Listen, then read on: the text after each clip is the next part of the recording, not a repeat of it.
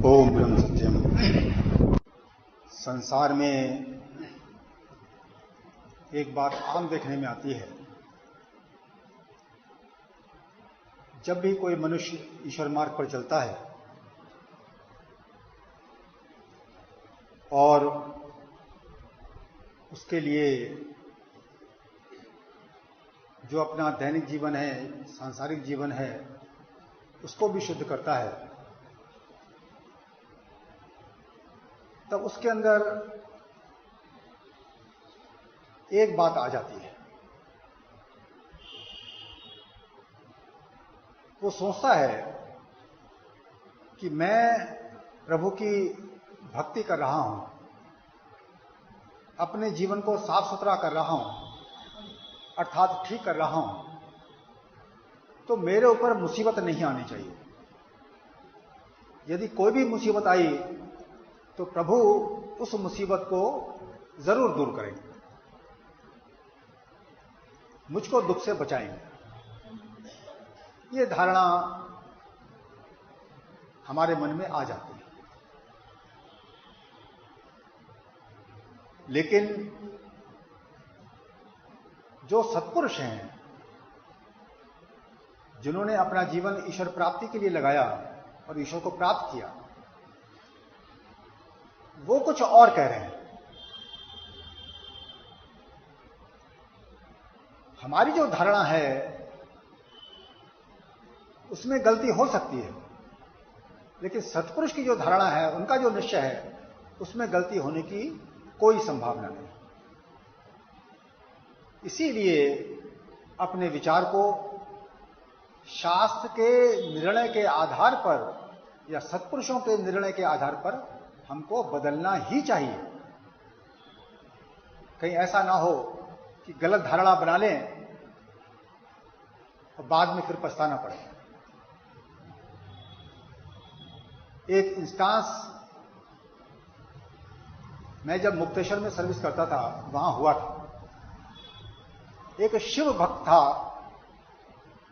और मुक्तेश्वर में जो मंदिर था वो भी काफी ऊंचाई पर था। वहां दैनिक नियम था, वहां वो जाता था दर्शन करने के लिए। जो भी क्रियाकलाप धर्म के नाम पर, पूजा पाठ के नाम पर करता होगा, वो नियमित रूप से करता था। जब उसकी पत्नी की डिलीवरी होने वाली थी, उस समय बर्फ पड़ गई, और जब वहां बर्फ पड़ती है तो इतनी बर्फ पड़ती है कि सारे रास्ते बंद हो जाते हैं। अस्पताल भी नैनीताल में जाकर है, वहां से 25-30 किलोमीटर दूर। तो उसने शिव जी के आगे बड़ी प्रार्थना की कि प्रभु, मैं तो आपकी भक्ति करता हूं, आप तो अंतर्यामी हो, मेरी पत्नी की रक्षा करो। खैर, सारा उसने प्रयास कर लिया और उसकी एक भी नहीं सुनी गई। सारी परिस्थितियां बिल्कुल विरुद्ध। तो अंत में डॉक्टर ने निर्णय किया कि इसका ऑपरेशन मुझको यही करना पड़ेगा। ऐसे स्थान पर वो सारी फैसिलिटीज भी नहीं होती हैं, लेकिन डॉक्टर बड़ा एक्सपर्ट था। वो उसने वही ऑपरेशन किया, वही डिलीवरी हुई इसकी। लेकिन उस व्यक्ति को ऐसा झटका लगा, उसने कहा कि आज के बाद मैं शिव की उपासना नहीं करूंगा, क्योंकि इन्होंने मेरा काम नहीं किया। हालांकि डिलीवरी भी हुई, सब ठीक ठाक हो गया मामला, लेकिन उसका विश्वास टूट गया। ये हम संसारियों के साथ भी हो सकता है। इसीलिए शास्त्र के मर्म को, सत्पुरुषों के मार्गदर्शन को सीखना चाहिए। इसी सिलसिले में मैं आपको एक छोटा सा वृतांत रामकृष्ण परमहंस का सुना रहा हूं। ये सीखने की बात है। एक दिन की बात है, रामकृष्ण परमहंस अपनी कुटिया में, कलकत्ते में जो दक्षिणेश्वर जगह है, वहां बैठे हुए थे। कुछ शिष्य उनके साथ वार्तालाप कर रहे हैं। तो एक शिष्य ने रामकृष्ण परमहंस को सुनाया कि काबुल के विद्रोह तथा लड़ाई की बातें वो बताने लगा। उसने कहा कि याक्यूब खां राज सिंहासन से उतार दिए गए हैं। उसने कहा कि याकूब खां भी ईश्वर का एक बड़ा भक्त है। काबुल में उस समय का राजा रहा होगा, वो ईश्वर का वो भक्त था, लेकिन फिर भी उसको गद्दी से उतार दिया गया। अब रामकृष्ण क्या कहते हैं? बात यह है कि सुख दुख देह के धर्म है। कवि कंकड़ चंडी में लिखा है कि कालू वीर को कैद की सजा हुई थी और उसकी छाती पर पत्थर रखा गया था। कालू वीर भगवती का वर पुत्र था, फिर भी उसे यह दुख भोगना पड़ा। देह धारण करने से ही सुख दुख का भोग करना पड़ता है। और दूसरा उदाहरण देते हैं, श्रीमंत भी तो बड़ा भक्त था। उसकी मां खुलना को भगवती कितना अधिक चाहती थी, अर्थात देवी की उन पर अपार कृपा थी। पर देखो उस श्रीमंत पर कितनी विपत्ति पड़ी, यहां तक कि वो शमशान में काट डालने के लिए ले जाया गया। एक और उदाहरण बताते हैं। एक लकड़हारा परम भक्त था। उसे भगवती के साक्षात दर्शन हुए। उन्होंने उसे खूब चाहा और उस पर अत्यंत कृपा की, परंतु इतने पर भी उसका लकड़हारे का काम नहीं छूटा।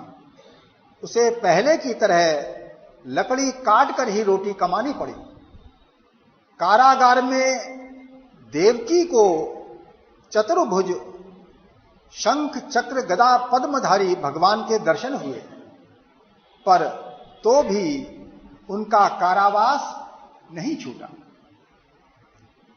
अब मास्टर मणि, जिन्होंने ये सारा वार्तालाप लिखा है रामकृष्ण वचनामृत के रूप में, वो कहते हैं महर्षि रामकृष्ण परमहंस से, केवल कारावास ही क्यों, शरीर ही तो सारे अनर्थ का मूल है, उसी को छूट जाना चाहिए था। अब श्री रामकृष्ण कह रहे हैं, बात यह है कि प्रारब्ध कर्मों का भोग होता ही है। जब तक वो है तब तक देह धारण करना ही पड़ेगा। एक लोक कथा का उदाहरण दे रहे हैं। इस लोक कथा का वास्तविकता से कोई संबंध नहीं होता, लेकिन सतपुरुष कई बार लोक कथाओं को भी उदाहरण के रूप में पेश कर देते हैं। वो उदाहरण दे रहे हैं, एक काने आदमी ने गंगा स्नान किया, उसके सारे पाप तो छूट गए, पर कानापन दूर नहीं हुआ। उसे अपना पूर्व जन्म का फल भोगना था, वही वो भोगता रहा। फिर मास्टर मणि कह रहे हैं, जो बाण एक बार छोड़ा जा चुका उस पर फिर किसी तरह का वश नहीं रहता। अर्थात जो कर्म मुझसे हो गया उसका फल निश्चित हो जाता है, उसको भोगना ही होगा, उससे कोई छुटकारा प्राप्त नहीं करवा सकता। अब श्री रामकृष्ण अंतिम बात कह रहे हैं, देह का सुख दुख चाहे जो कुछ हो, देह का सुख दुख चाहे जो कुछ हो, पर भक्त को ज्ञान भक्ति का ऐश्वर्य रहता है। उसके अंतर्गत उसकी शोभा बनी रहती है, वो ऐश्वर्य कभी नष्ट नहीं होता। देखो पांडवों पर कितनी विपत्ति पड़ी, पर इतने पर भी उनका चैतन्य एक बार भी नष्ट नहीं हुआ। उनकी तरह ज्ञानी, उनकी तरह भक्त कहां मिल सकते हैं। विपत्तियों का अंत नहीं। 12 वर्ष का वनवास, उसके पश्चात महायुद्ध, कितनी विपत्तियां सहन गई। बचपन से उनको लक्षागृह में मारने की कोशिश की गई, अर्थात सब लोग उनको नष्ट करने के पीछे ही तुले हुए थे, लेकिन उनके अंदर का जो चैतन्य था, अर्थात जो प्रभु भक्ति थी, वो कभी खत्म नहीं हुई। तो हम पर यदि कुछ विपत्ति आ जाए, ईश्वर की भक्ति करते करते भी, गुरु परायणता धारण करते करते भी, तो कभी मन में ये ख्याल नहीं आना चाहिए कि महाराज जी ने कृपा नहीं। तो सत्पुरुष जो है वो अपनी तरह से कृपा करते हैं। हमको क्योंकि शास्त्रों का ज्ञान नहीं होता, सत्पुरुषों की बातों का पता नहीं होता, इसलिए बार बार गलती करते रहते हैं। जब भी कोई दुख आता है तो एक ही प्रार्थना करते हैं कि प्रभु मेरे इस कठिन वक्त को आप बदल दो। ये प्रार्थना नहीं करते कि प्रभु शक्ति दो कि आपके हुक्म के अंतर्गत मैं इस दुख को देख सकूं और उसको सहन कर सकूं। तो समता विलास से महाराज जी ने भी फिर यही बात लिखी, वो भी सुन लें। प्रारब्ध कर्म को कोई शक्ति बदलने वाली नहीं है। प्रारब्ध कर्म को कोई शक्ति बदलने वाली नहीं है। इस वास्ते कर्मों के अनुसार सुख दुख जरूरी मिलता है, कोई रक्षा नहीं कर सकता। इस वास्ते ईश्वर शक्ति का भरोसा छोड़कर इन वहमों का भरोसा रखना कभी भी सुखदायी नहीं हो सकता।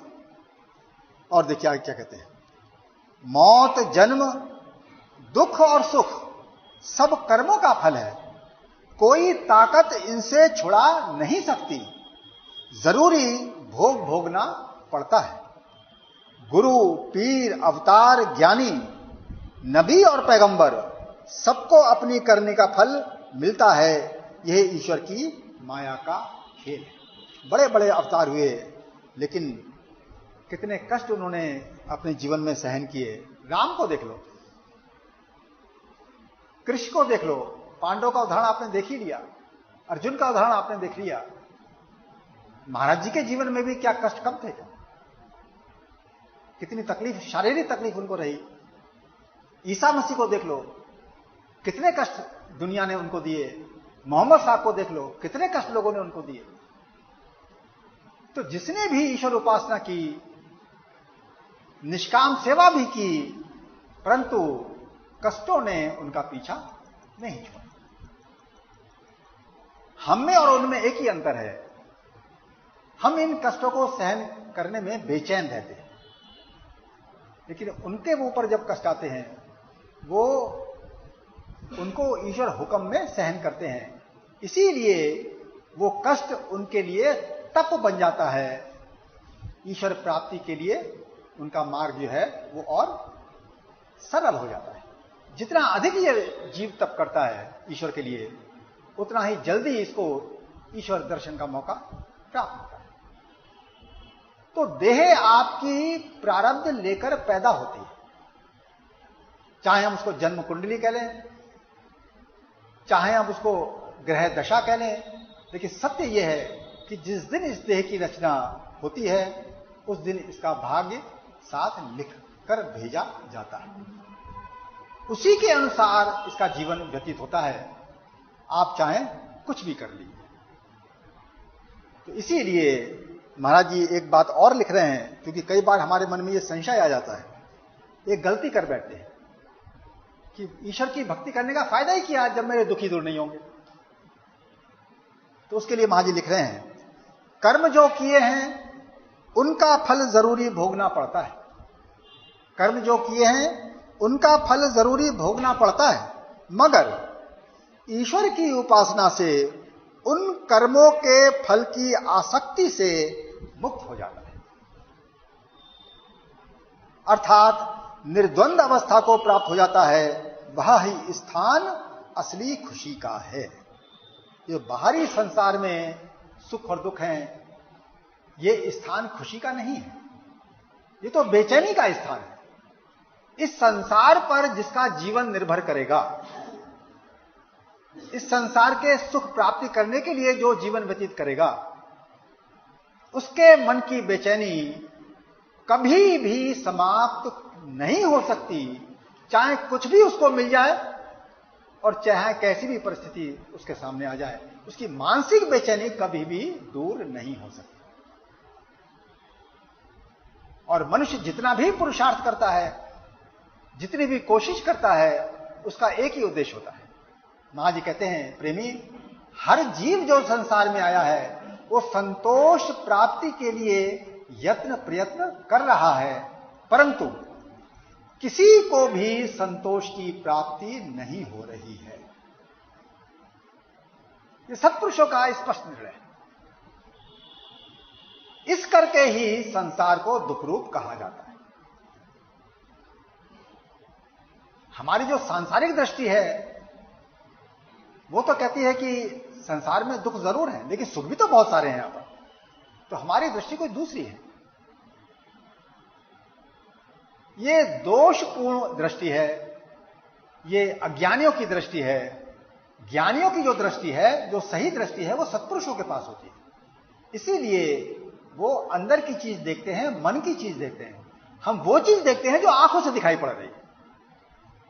सत्पुरुष मेरे मन की हालत देख रहे हैं और हम इस तन के द्वारा संसार की हालत देख रहे हैं।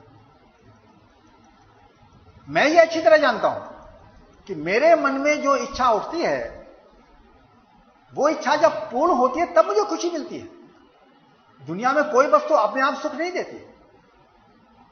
जो मेरे मन की वस्तु या मन की इच्छित वस्तु मेरे सामने होगी, जब वो प्राप्त होगी, तब मुझको सुख की अनुभूति होती है।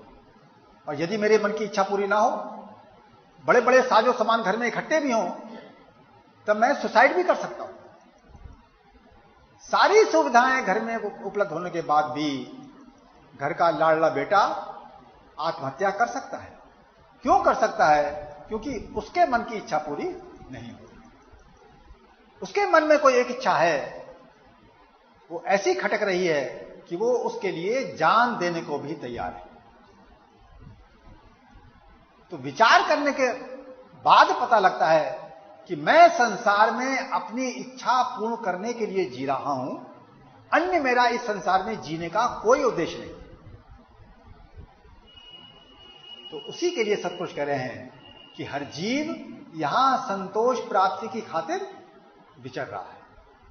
उस मन की इच्छा की पूर्ति को ही संतोष की प्राप्ति कहते हैं। लेकिन किसी को भी संतोष प्राप्त नहीं हो रहा है। क्यों नहीं हो रहा है? क्योंकि इच्छाओं में निरंतर परिवर्तन हो रहा है, सांसारिक परिस्थितियों में निरंतर परिवर्तन हो रहा है और शारीरिक स्थिति में भी निरंतर परिवर्तन हो रहा है।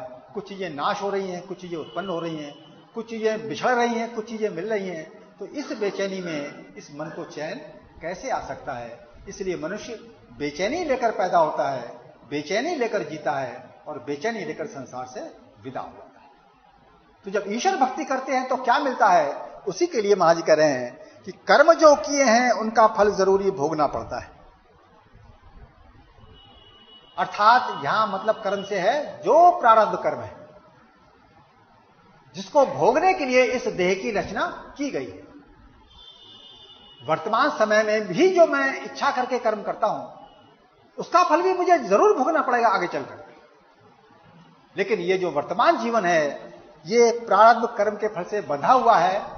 सत्पुरुष उसके बारे में कह रहे हैं कि जो कर्म किए हैं उनका फल जरूरी भोगना पड़ता है, मगर ईश्वर की उपासना से उन कर्मों के फल की आसक्ति से मुक्त हो जाता है। अरे कर्मों के फल की जो आसक्ति है, अर्थात जो मैं चाह रहा हूं वैसा मुझे कर्मफल मिलना चाहिए। प्रारब्ध में है तो कर्मफल में मिलेगा, नहीं है तो नहीं मिलेगा।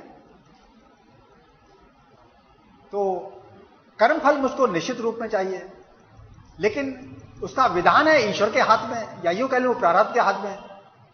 तो मैं सारी जिंदगी बेचैन रहूंगा? नहीं रहूंगा, कुछ भी क्यों ना करूं।